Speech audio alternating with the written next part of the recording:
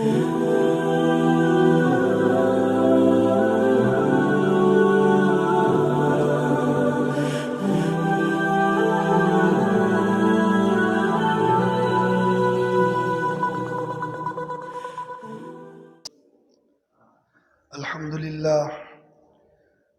لله وكفى وسلام على عباده الذين اصطفى أما بعد فأعوذ بالله من الشيطان الرجيم بسم الله الرحمن الرحيم ومن الناس من يشتري لهو الحديث ليضل عن سبيل الله بغير علم ويتخذها هزوا أولئك لهم عذاب مهين صدق الله مولانا العظيم قال النبي صلى الله عليه وسلم من تشبه بقوم فهو منهم أو كما قال عليه الصلاة والسلام۔ قابل احترام بزرگ اور دوستو، اسلام ایک عالمگیر مذہب ہے جو تمام انسانوں کی تمام شعبوں میں، تمام گوشوں میں رہنمائی کرتا ہے۔ کوئی گوشہ، کوئی شعبہ ایسا نہیں جس میں انسان کی رہبری موجود نہ ہو۔ بہت ساری چیزیں ایسی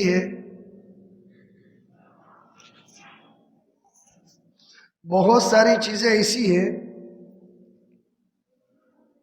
جو انسان کی فطرت سے تعلق رکھتی ہے۔ اسلام اس کے بارے میں بھی رہبری کرتا ہے۔ مثلا انسان کی فطرت میں، انسان کی طبیعت میں اللہ نے سیر و تفریح رکھی ہے،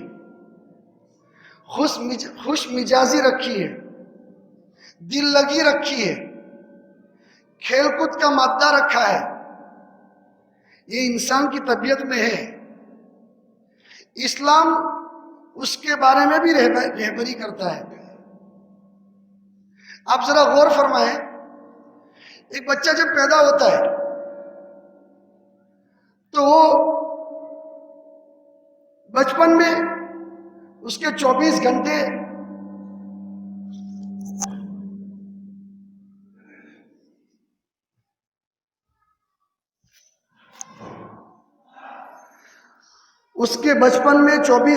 کھیل کود میں گزرتے ہیں۔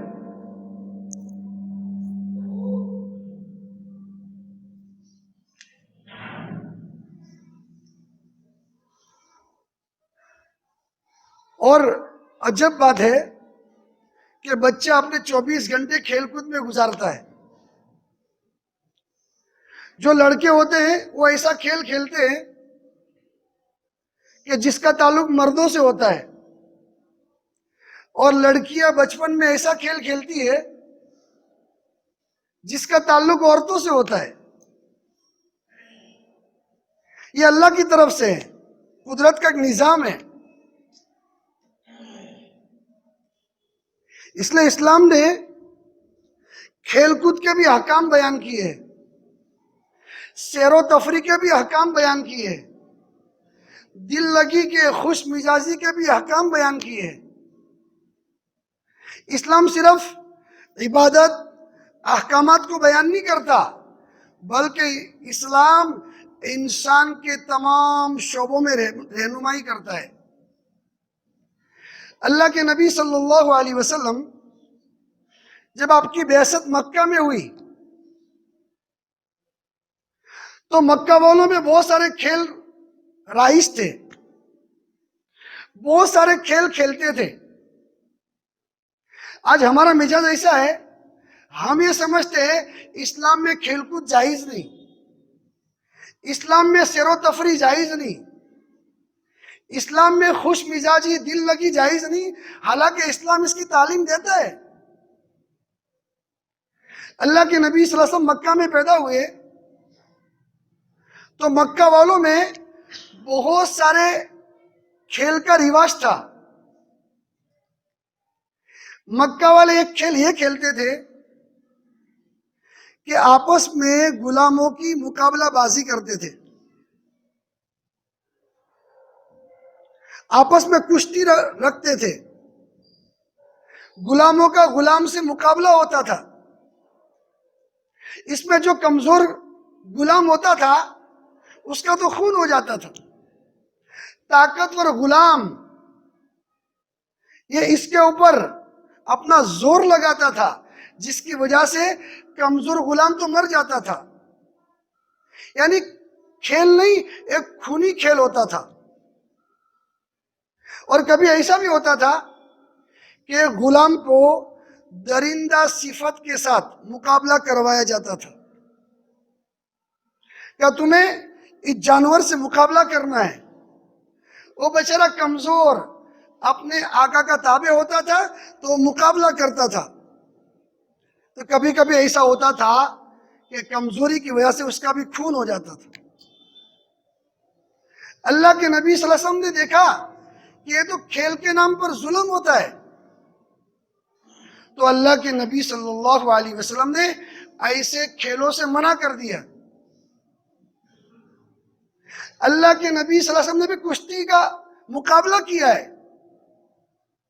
رکانہ پہلوان جو مکہ میں کشتی باز تھا، ہمارے نبی کو چیلنج کیا کہ محمد صلی اللہ علیہ وسلم آپ مجھ سے کشتی کا مقابلہ کریں، اگر آپ جیت گئے میں آپ کا مذہب قبول کر لوں گا، اور اگر میں جیت جاؤں تو آپ میرا مذہب قبول کر لینا۔ اللہ کے نبی صلی اللہ علیہ وسلم مقابلے کے لیے تیار ہو گئے اور رکانہ کو پچھاڑا ہے، اور رکانہ پھر صحابہ بن گئے۔ کہنے کا مطلب یہ ہے اسلام ایسے کھیل کہ جس سے دین اور دنیا کا نفع ہو کبھی منع نہیں کرتا، بلکہ حوصلہ افزائی کرتا ہے کہ ایسے کھیل کھیلو جس سے دنیا کا فائدہ ہو، دین کا فائدہ ہو۔ اسلام ترغیب دیتا ہے تاکہ ورزش ہو، طاقت پیدا ہو، انرجی پیدا ہو، چستی پیدا ہو، لیکن ایک شرط ہے کہ ایسا کھیل کھیلو جس میں دین اور دنیا کا نفع ہو۔ اگر ایسا کھیل ہے جس میں دین اور دنیا کا نقصان ہے تو اسلام اس کی اجازت نہیں دیتا۔ کئی کھیل ایسے ہیں جس میں اللہ کے نبی صلی اللہ علیہ وسلم نے اجازت دی ہے۔ ایک حدیث میں فرماتے ہیں اللہ کے نبی صلی اللہ علیہ وسلم، جس کا مفہوم ہے کہ ہر وہ چیز جو اللہ کی یاد سے غافل کر دے وہ کھیل کود ہے، سوائے 4 کھیلوں کے۔ ہر وہ چیز جو اللہ کی یاد سے دور کر دے وہ سب کھیل کود ہے، سوائے 4 چیزوں کے۔ یعنی 4 چیزوں کی اللہ کے نبی صلی اللہ علیہ وسلم اجازت دے رہے ہیں۔ نمبر 1، گھوڑ دوڑ کا مقابلہ کرنا، یعنی اسلام اس کو پسند کرتا ہے۔ اللہ کے نبی صلی اللہ علیہ وسلم اس کی ترغیب دے رہے ہیں کہ گھوڑے پالے جائیں، گھوڑوں کی تربیت کی جائے، گھوڑ دوڑ کا مقابلہ کیا جائے، گھوڑوں کی سواری کی جائے۔ یہ اس کی حوصلہ افزائی کر رہے ہیں۔ شرط یہ ہے اس میں کوئی جوا نہ ہو، کوئی شرط نہ رکھی جائے، اسلام اس کی اجازت دیتا ہے۔ نمبر 2، آپس میں 2 نوجوان، 2 پہلوان دوڑنے کا مقابلہ کریں، اسلام اس کی اجازت دیتا ہے کہ 2 نوجوان ہیں وہ دوڑ کا مقابلہ کریں، آگے کوئی نشان رکھے، چلو پہلے وہاں نشان کے پاس کون پہنچتا ہے، اسلام اس کی اجازت دیتا ہے۔ صحابہ اس کا دوڑ کا مقابلہ کرتے تھے۔ حیران ہوتے ہیں حضرت عمر رضی اللہ تعالیٰ عنہ کتنے بڑے صحابی ہیں، زبیر ابن عوام رضی اللہ تعالیٰ عنہ بہت بڑے صحابی ہیں، ان سے کہتے ہیں زبیر آؤ ہم دوڑنے کا مقابلہ کریں۔ آگے ایک نشان رکھا اور دونوں جلیل القدر صحابی ہے، اور دوڑنا شروع کرتے ہیں کہ چلو پہلے جا کر کون ہاتھ لگاتا ہے نشان کے پاس، جلدی کون پہنچتا ہے۔ تو پہلی مرتبہ زبیر ابن عوام جیت گئے، حضرت عمر فاروق ہار گئے۔ ذرا غور کرے، جلیل القدر صحابہ ہیں اور دوڑ کا مقابلہ کر رہے ہیں، اور ہمیں سیر و تفریح، چلنا پھرنا، ہم اس کو عیب سمجھ رہے ہیں۔ اس سے انرجی پیدا ہوتی ہے، طاقت پیدا ہوتی ہے، چستی پیدا ہوتی ہے کہ نوجوان اس کا مقابلہ کریں۔ تو پہلی مرتبہ زبیر ابن عوام جیت گئے اور سیدنا عمر فاروق ہار گئے۔ پھر حضرت عمر نے فرمایا زبیر دوسری مرتبہ مقابلہ کرتے ہیں، ایک نشان رکھا اور دوسری مرتبہ دوڑ کا مقابلہ ہوا تو سیدنا عمر فاروق جیت گئے۔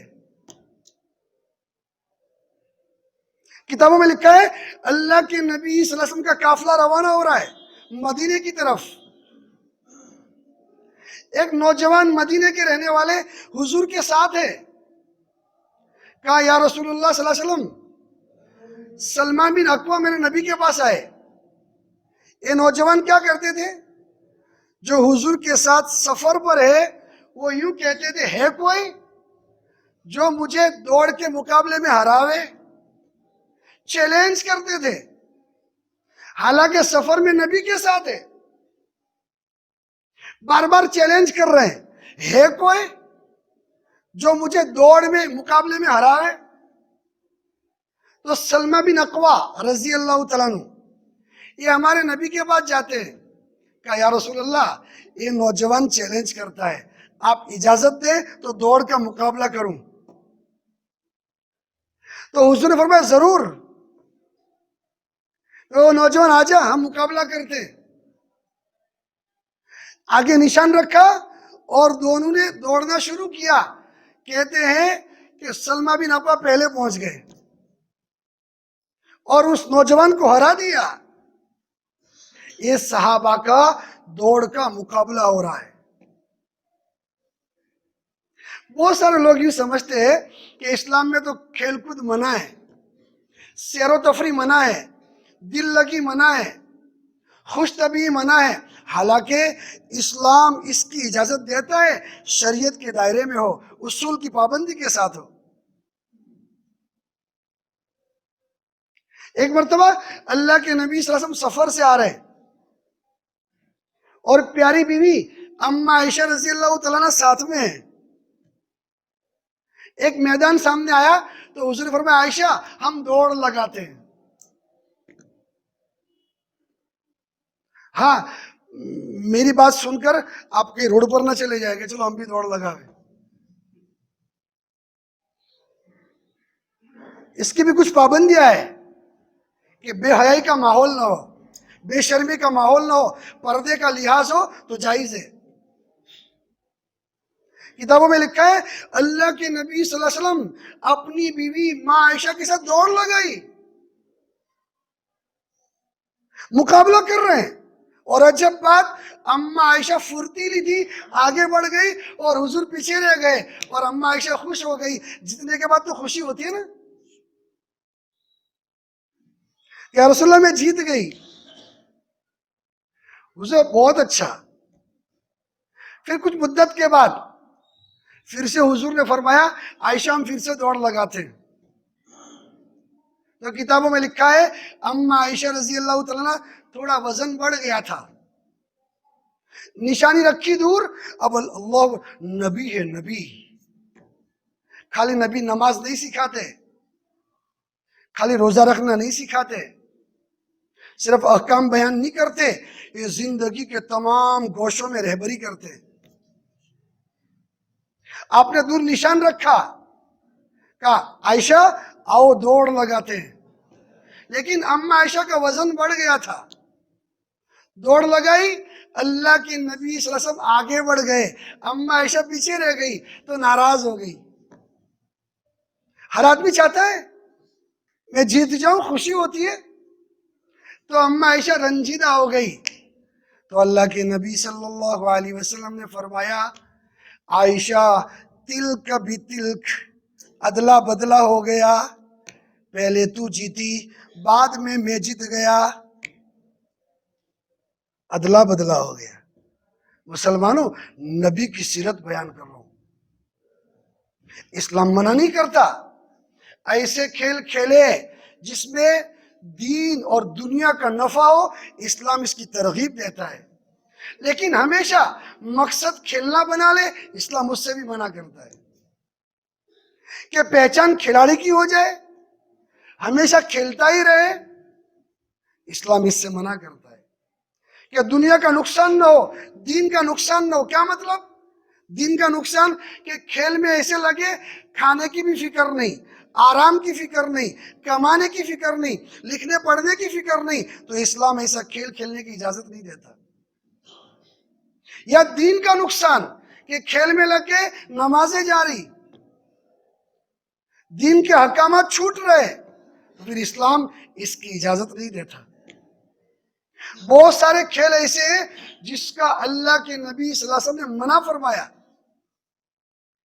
शतरंज के इससे मना फरमाया, चौसर का खेल खेलने से मना फरमाया, कबूतरबाजी से मना फरमाया। अरब लोग क्या करते थे? कबूतर उड़ाते थे और पीछे भागते थे, तो हुजूर ने मना फरमाया। जानवरों को लड़ाने से, अरब लोग जानवर को जानवर से लड़ाते थे, मेरे नबी ने मना फरमाया कि जानवरों पर जुल्म है। कबूतरबाजी, मुर्गबाजी, मुर्गों को मुर्गों से लड़ाते हैं, दुनिया में खेल हो रहा है, अल्लाह के नबी साहब ने यह भी मना फरमाया। उससे आगे माफ करना, पतंगबाजी, पतंग उड़ाना, इसमें तो नुकसान ही नुकसान है। मुसलमानों, पतंग उड़ाने में इतना नुकसान है, शरीयत कभी भी इजाजत नहीं दे सकती।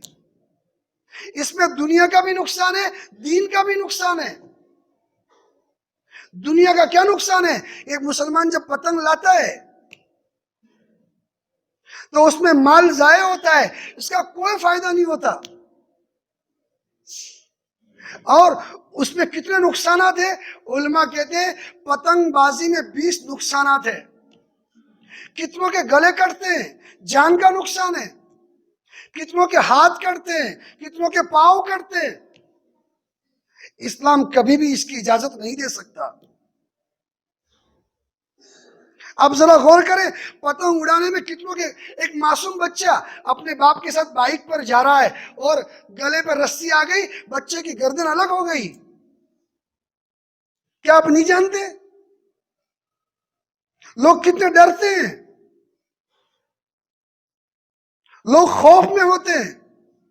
कितने बच्चे छतों पर से गिरते हैं, कितने बच्चे दुनिया से रुखसत हो गए पतंग उड़ाने में, कितनों के हाथ पांव टूटे हैं। माल का नुकसान, जान का नुकसान, दीन का नुकसान, फायदा कोई भी नहीं। और माफ करना, बड़े बड़े गुनाह, जब एक मुसलमान पतंग उड़ाता है, बड़े बड़े गुनाह अपने नामे आमाल में लिखवाता है। ये छत पर पतंग उड़ाता है, किसी की पतंग काटता है, पूछो उलमा से, किसी का माल लूटने की इजाजत है? आपने उसकी पतंग काटी, वो उसका माल है, ये गुनाह लिखा गया, वो तो उसका माल है, आप उसके माल को काट रहे हैं। एक पतंग कट कर आई, बच्चे उसको पकड़ने के लिए दौड़ रहे हैं, ये माल तुम्हारा नहीं है, ये पतंग किसी और की है, सब लूटने के लिए पीछे भाग रहे हैं। अल्लाह के नबी से फरमाते, कबूतरबाजी कोई करे, कबूतर उड़ावे और पीछे दौड़े, तो अल्लाह के नबी फरमाते कबूतर के पीछे दौड़ने वाला शैतान है, तो पतंग के पीछे दौड़ने वाला भी शैतान है। अल्लाह के नबी फरमाते पतंग पतंग अल्लाह के नबी फरमाते कोई कोई कोई इंसान माल लूट रहा हो और सब देख रहे हो तो इसके ईमान का खतरा है। पतंग मोहल्ले में लूट रहे हैं, तुम्हारा माल नहीं है, तुम कैसे उसको हाथ लगा सकते हो? अरे मुसलमान का बच्चा 1 रुपया भी रास्ते में पड़ा हो, उसको हाथ नहीं लगा सकता। ये पतंग आपकी नहीं, किसी और की है। ये मैं दुनिया का नुकसान बता रहा हूं, दीन का नुकसान बता रहा हूं। مسلمانوں ہمت نہ بتاؤ اور سنو اس کا پس منظر پتنگ یہ تہوار کہاں سے آیا. سچا مسلمان ہوگا جس کے سینے میں اللہ اور اللہ کے رسول صلی اللہ علیہ وسلم کی محبت ہوگی وہ پتنگ کو ہاتھ نہیں لگا سکتا. سنو دو باتیں مورخین نے لکھی ہے کہ پتنگ کا تہوار کیوں منایا جاتا ہے. مورخین نے دو باتیں لکھی ہے. ایک تو یہ ہے ان کی دیوی ہے سرسوتی، اس کو خوش کرنے کے لیے پتنگ کا تہوار منایا جاتا ہے. سرسوتی دیوی کو خوش کرنے کے لیے جب مسلمان پتنگ اڑاتا ہے تو وہ اس کی نیت کچھ بھی ہو لیکن وہ ان کی سرسوتی دیوی کو خوش کر رہا ہے. پوچھو علماء سے کیا اس کی اجازت ہو سکتی ہے اسلام میں؟ آپ کو معلوم نہیں ہے تو آپ کا قصور ہے. یا دوسری بات، ایک نوجوان تھا جس کا نام حقیقت رائے تھا، غیر مسلم تھا. وہ اسکول جاتا تھا اور ایک مسلمان لڑکا اس کے ساتھ اسکول جاتا تھا. یہ حقیقت رائے یہ 15 سال کا نوجوان تھا، غیر مسلم، ہندو تھا اور مسلمان بھی اسکول میں جاتا تھا. ان دونوں کو جھگڑا ہوا، آپس میں ٹھن گئی. تو وہ حقیقت رائے جو غیر مسلم تھا مسلمان سے جو جھگڑا ہوا تو ہمارے نبی کی شان میں اور حضرت فاطمہ رضی اللہ تعالیٰ عنہ کی شان میں گستاخی کی، نازیبا حرکتیں کی، ہمارے نبی کی شان میں برا بھلا کہا، حضرت فاطمہ رضی اللہ تعالیٰ عنہ کی شان میں برا بھلا کہا. یہ مقدمہ عدالت میں پہنچا اور یہ لاہور کا واقعہ ہے. لاہور کا واقعہ ہے. عالمگیر رحمت اللہ علیہ بادشاہ موجود تھے. جب یہ قصہ یہ مقدمہ عدالت میں پہنچا تو جج نے فیصلہ، کیونکہ گستاخ رسول کی سزا موت ہے کہ اس کو سولی پر چڑھا دیا جائے. حقیقت رائے کو فیصلہ ہو گیا، اس کو سولی پر چڑھا دیا گیا. غیر مسلموں نے بڑی منت سماجت کی کہ کسی طرح اس کو سولی نہ ہو، لیکن فیصلہ عدالت کا آ گیا اس کو سولی پر لٹکا دو. اس کو سولی پر لٹکایا گیا تو انہوں نے اس خوشی میں غیر مسلموں نے پتنگ اڑائی، یہ تہوار چالو کیا. یعنی نبی کی شان میں گستاخی کرنے والے کو خوش کرنے کے لیے پتنگ اڑائی. ایک مسلمان جب اپنی چھت پر پتنگ اڑاتا ہے تو وہ نبی کی شان میں گستاخی کرنے والے کو خوش کرتا ہے، اس میں حصہ لیتا ہے. کل قیامت کے دن میرے نبی کو کیا منہ دکھائے گا؟ دل روتا ہے، سینہ پھٹتا ہے. تم جانتے نہیں، تم 5 روپے کی پتنگ اڑا رہے ہو لیکن اس سے میرے نبی پر کیا دھبا جاتا ہے. تم کس کو خوش کر رہے ہو؟ ایسے کھیل کھیلو جو اسلام میں اجازت ہے، ہم منع نہیں کرتے. اسلام کھیل کھیلنے کی کبھی منع نہیں کرتا، بلکہ شریعت کے دائرے میں رہ کر کھیل کھیلنا چاہیے. لیکن یہ تہوار یہ مسلمانوں یہ ہمارے لیے زہر ہے. اللہ کے نبی صلی اللہ علیہ وسلم فرماتے ہیں من تشبہ بقوم فہو منہم. یہ قومی تہوار نہیں، یہ مذہبی تہوار ہے. میرے نبی نے فرمایا کوئی کسی قوم کا تہوار منائے گا، کسی قوم کی سٹائل اچھی لگے گی، قیامت کے دن ان کے ساتھ ہوگا. اگر ان کے تہوار ان کے پتنگ اڑانا اچھا لگتا ہے تو آپ فیصلہ کر لیجئے آپ کو کس جماعت میں رہنا ہے. اللہ ہم سب کی حفاظت فرماوے، اللہ ہمیں دین کی سمجھ نصیب فرماوے. باتیں تو اور بھی تھی، آج سے طے کرو انشاءاللہ ہماری گلیوں میں ایک بھی پتنگ نہیں اڑے گا. انشاءاللہ آپ نہیں مرو گے، آپ کا کوئی نقصان نہیں ہوگا، اللہ کے رسول خوش ہو جائے گا. دشمنوں پر ضرب پڑے گی. یہ دشمنوں کے تہوار ہے، یہ ہمیں زیب نہیں دیتے. اس لیے ہر باپ کا فریضہ ہے اپنے بچوں کو چھت پر سے اتارے. ہر بڑے کا فریضہ ہے چھوٹوں کو سمجھائے. ماحول بنائے ہمارے محلے میں ایک بھی پتنگ نہ اڑے، تو سمجھو مسلمانوں کا محلہ ہے، اللہ اور اللہ کے رسول سے محبت کرنے والوں کا یہ محلہ ہے، یہ گاؤں ہے۔ اگر اللہ اور اللہ کے رسول سے محبت نہیں ہے تو پھر انسان سب کچھ کر سکتا ہے۔ اللہ مجھے بھی سمجھنے کی توفیق عطا فرمائے اور پورے امت کو دین کو سمجھنے کی توفیق عطا فرمائے۔ وآخر دعوانا الحمد للہ رب العالمین۔